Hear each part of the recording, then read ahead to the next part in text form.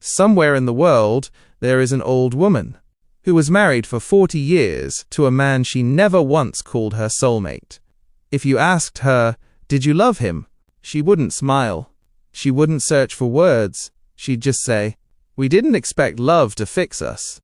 We chose someone who stayed." No romance, no poetry, just a quiet certainty that most of us have never felt. And in that one sentence, she diagnosed an entire generation.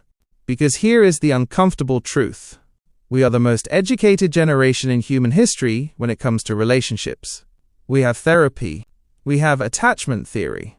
We have entire podcasts dedicated to helping us love better. And yet, loneliness in the Western world is at record levels. Something is broken, and I don't think it's our hearts. I think it's our definition of love itself. For most of human history, love was not a feeling you waited to find. It was a practice you chose to build. The Stoics didn't ask, "Does this relationship fulfill me?" They asked, "Am I showing up even when it's difficult?" Medieval philosophers separated love into distinct layers. Eros, the passion; philia, the friendship; agape, the commitment that remains when passion fades. They understood something we've forgotten, that the early rush of a relationship, the obsession, the electricity, is neurologically designed to be temporary. The brain floods with dopamine. It feels like destiny. It feels like the one. And then, by design, it fades. Not because something went wrong, because that was never the foundation. It was just the door. What comes after is quieter, less cinematic. It doesn't make a good Instagram caption, but it's also the only kind of love that actually lasts. Here's where our generation made a wrong turn. We felt the dopamine fade, and we called it falling out of love. We felt the relationship become ordinary, and we called it settling. We built an entire culture around the idea that real love should feel like fireworks, indefinitely. And if it doesn't, you're with the wrong person. So we leave, and we search again, and the fireworks come back for a few months, and then they fade again, and we leave again. And somewhere in that cycle, we stopped learning how to stay. We stopped learning that boredom in a relationship is not a red flag.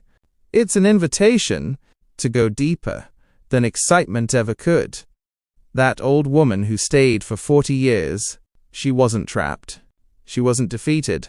She understood something, quietly radical, that loyalty over time becomes its own kind of intimacy.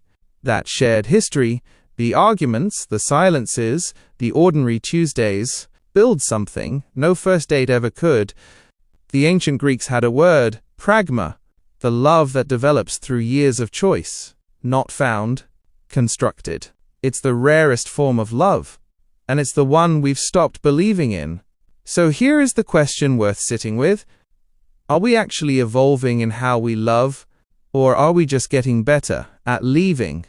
Are we protecting ourselves from the wrong relationships, or are we protecting ourselves from the work that all relationships eventually require?